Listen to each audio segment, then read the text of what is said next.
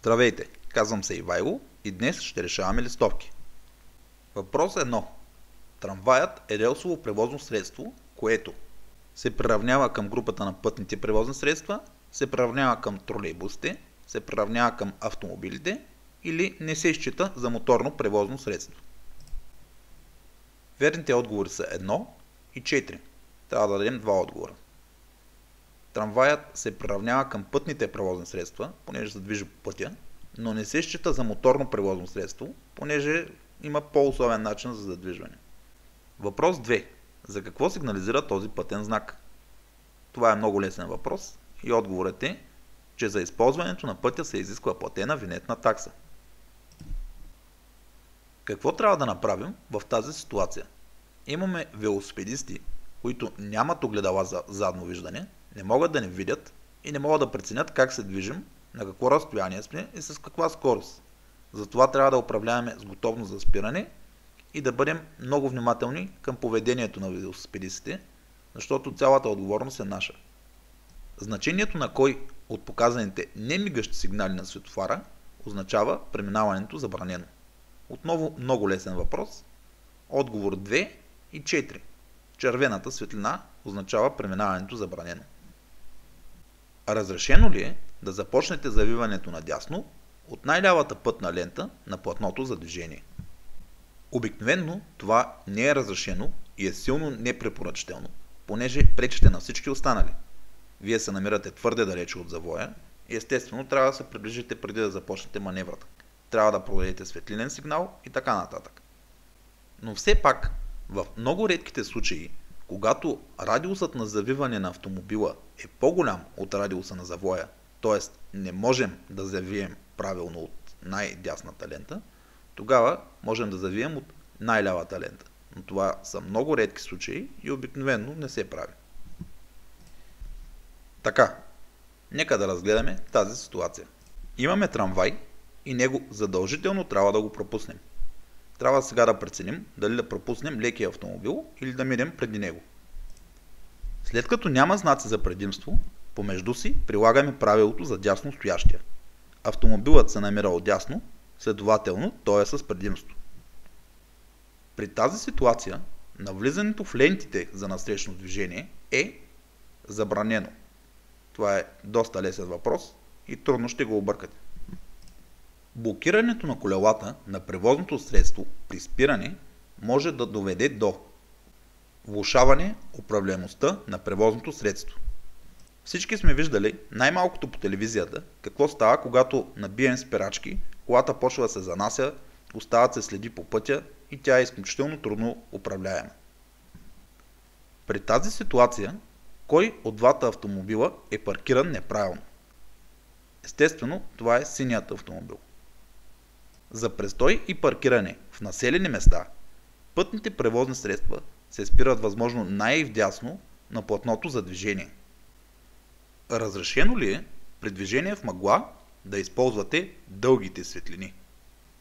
Да, разрешено е по ваше усмотрение. При тази ситуация, водачът на зеления автомобил задължен ли е да пропусне червения автомобил, ако той не е с включен специален светлинен и звуков сигнал? Тоест, ако пожарната не си е пуснала сирената, тя може ли да не отнеме предимството? Отговорът е не. Не може да не отнеме предимството, когато не си е пуснала сирената. Този въпрос лесно може да бъде объркан. Верните отговори са да продължим движението си надясно след знака или да преминем отдясно на знака. Това е пътен знак Г9, преминаване отдясно на знака. Той се поставя на места, които лесно можете да объркате ситуацията и ви указва от коя страна да преминете. Примерно, той може да бъде поставен на островче, оградено от две платна. Вие завивате и се чудите от коя от двете страни да минете. Той ви указва задължителната страна, от която трябва да минете. В случая да минете от дясната страна на знака, ако минете от лявата, ще се озовете в насрещното. Но не винаги, особено в чужд град, това е ясно и затова има такива знаци. Те много помагат на начинаещите шофьори, затова трябва да им обръщате специално внимание. При тази ситуация съм с предимство и не съм задължен да пропусна пешеходеца? Отговорът е много прост. Абсолютно винаги трябва да пропускате пешеходеца. И много важно да го пропуснете напълно, а не да тръгнете след него да го заобикаляте и други подобни безмислени маневри, които застрашават хората на пътя. При тази ситуация регулировчика е с гръб към нас. Затова спираме, за да изчакаме разрешаващ сигнал от регулировчика. Какъв съвет ще дадете на водач, който е употребил алкохол? Нека видим отговор 1. Да изпие чаша силно кафе и след това да управлява. Кафето в никакъв случай няма да попречи на вредното действие на алкохола и в абсолютно никакъв случай няма да промени резултатите на дрегера. Пак ще засекат колко алкохол сте пили, колко промила алкохол има в кръвта и съответно глобите са изключително високи, отнемат се точки, а дори е възможно да влезете и в затвора. Нека видим четвъртият отговор. Да управлява внимателно и да се движи с ниска скорост. Сега малко математика. Ако се движим с 1 метър в секунда, с скоростта на пешеходец, ние се движим с 3,6 км в час. Ако се движим с 10 метра в секунда, това е 36 км в час. Ако се движим с 20 метра в секунда, това са 72 км в час. Тоест, ако някой се движи с 10 метра в секунда или 36 км в час и се разсее за една секунда, той ще измине 10 метра. А през тези 10 метра може да изскочи някой дете, човек, малко животинче и след консумация на алкохол, където рефлексите се забавят, може да се представите какво може да стане. Затова правилните отговори са само 2 и 3. В тази ситуация, след като няма слизащи и качващи се пътници, задължени ли сте да спрете? Да, длъжни сме да спрем, независимо какво си мислим.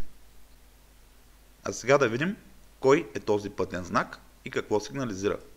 Това е пътен знак А34-1, железопътен прелез с един коловоз. Кратковременното превключване на светлините като допълнителен сигнал при извършване на маневра е разрешено да се използва при движение извън населени места и също е разрешено да се използва при движение по автомобилни пътища. Разрешено ли е влизането на мотопеди след този пътен знак?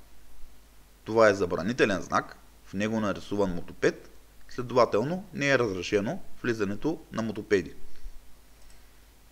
Разрешено ли е да предприемете изпреварване, когато автомобилът зад вас е подал сигнал за отклонение наляво? Не, не е разрешено. Първо трябва да го изчакаме, а евентуално след това ние да предприемем маневрата. Разположението на автомобила върху пътното платно за движение е правилно. Първото и второто пътно платно са разрешени за движение. Как ще постъпите в тази ситуация? Нека разгледаме ситуацията. Имаме спрял камион, деца, които искат да пресекат платното, а в насрещното идва кола. Ние трябва да пазим децата на пътя. Затова първият отговор е очевидно грешен.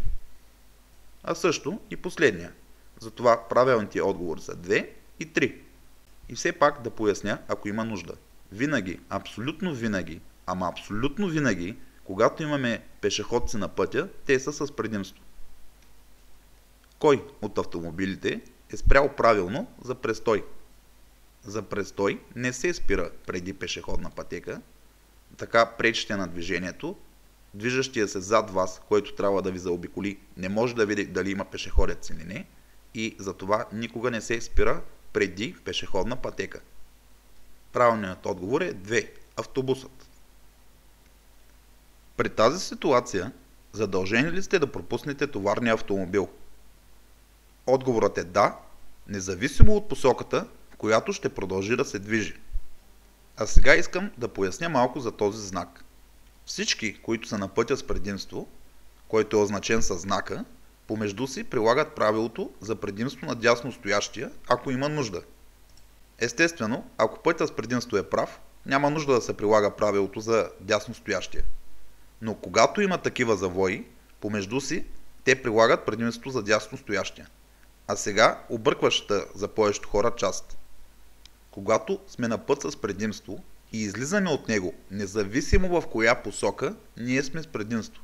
Така, например, на тази картинка, ако завием наляво, надясно или продължим напред, т.е. от главен път влезем в второстепенен път, хората трябва да ни изчакат, освен тези на главния път, които прилагат помежду си правилото за дясно стоящия. Тоест, ако влизаме от главен път във второстепенен път, ние винаги сме с предимство. Нека сега видим до какво води употребата дори и на малко количество алкохол. Правилните отговори са 3 и 4. Повишава риска за пътно-транспортно происшествие и влошава възможността за правилна оценка на скоростта. При тази ситуация забраната за престой и паркиране е валидна. Отговорът е 3. До края на опасността, сигнализирана с предупредителния пътен знак. Разрешено ли е да предприемете изпреварване в тази ситуация? Нека да разгледаме картинката. Зад нас има кола и пред нас има кола. Имаме разрешаваща пътна маркировка, т.е. няма причина да не можем да предприемем изпреварването. Отговорът е да, разрешено е да изпреварите в тази ситуация. При тази ситуация преминавам едновременно с червения автомобил и не съм задължен да пропусна синия автомобил. Само да ви кажа, че всички подобни логики са грешни. Предимството на дясно стоящия работи абсолютно винаги. Трябва да пропуснете дясно стоящия, независимо от никакви други обстоятелства. При движение през деня, товарът, който излиза с повече от 1 метър отпред или отзад на най-издадената част на превозното средство, се обозначава. След като е през деня, се обозначава с червен флаг. Червения светлоотразител няма да помогне особено през деня, както и всякакви видове светлини, бяла или червена, през деня с червен флаг. Спирането след знака върху платното за движение за качване на пътник е правилният отговор забранено. Просто си правете оговорки на разрешени за спиране места. Извършва ли нарушение водач, който извън населено място не сигнализира автомобил, принудително спрял на платното за движение? Т.е. не е пуснал аварийните, когато е спрял извън платното за движение. Правилният отговор е да, абсолютно извършва нарушение, особено ако е през нощта. Задължително пускайте аварийните, за да не станат фалове. Те в града блъскат. Ето, например, съседите бяха отишли да пренасят някаква маса и са спрели в малка тясна уличка, спокойна, няма движение. Товарят си масата, чудят се как точно да я поставят там, за да влезе, и изведнъж някаква кола блъска тяхната кола, и то толкова силно, че колата спряната се засилва, блъска съседа, той пада, удря си главата и за щастие се разминава само с ударена глава. Но можеше да е много по-тежко. Тоест в града на тясна уличка, без малка, не че толкова тясна, колкото е малка, не успява да видят колата. Ако беше с аварийни, щеше да мига и съответно нямаше да стане най-вероятно така. Жената, която е блъснала, се оправдава с това, че се е загледала по някакви пешеходци или по нещо друго. Наистина мозъкът е устроен така, че всякакво движение, примигване или нещо такова го хваща много по-лесно. Затова пускайте аварийните винаги, когато можете. Просто спасява животи. В случай на происшествие, правилно е поведението на водача, когато той не изпада в паника, запазва спокойствие, се справя с възникналите проблеми сам и не предприема нищо до идването на помощните екипи. Нека разгледаме да не предприема нищо до идване на помощните екипи. В зависимост от това какво е происшествието, ще трябва да предприемате различни неща. Най-важно обаче да се погрижите. Първо, за своята безопасност. Второ, за безопасността на останалите участници в движението. Трето, за безопасността на участниците в происшествието.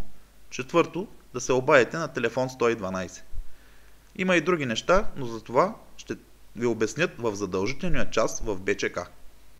Да се справя с възникналите проблеми винаги сам. не е задължително се справя сам с проблемите, той и самия въпрос предполага, че сте извикали помощ. Верните отговори са да не изпада в паника и да запази спокойствие.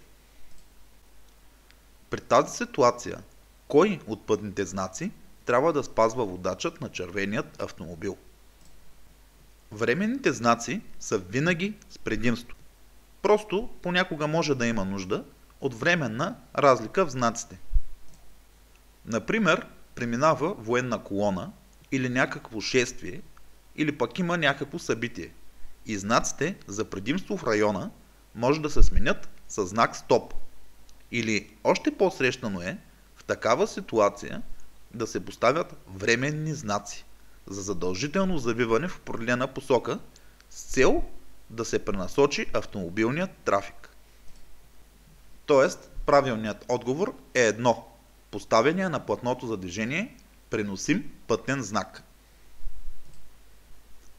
На път с голям надлъжен наклон, когато разминаването е невъзможно и редът за преминаване не е уреден с пътни знаци, предимство има ППС-то, което. Тоест, спускаме се по път с голям наклон и имаме стеснен участък, например планински мост. Не можем да се разминем на моста и трябва да определим кое е с предимство.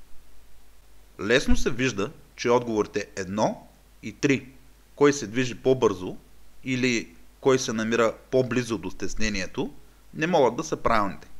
Най-малкото, ние не можем на око да разберем кой с каква скорост се движи или пък на колко сантиметра е от моста. Значи се спираме на 2 или на 4.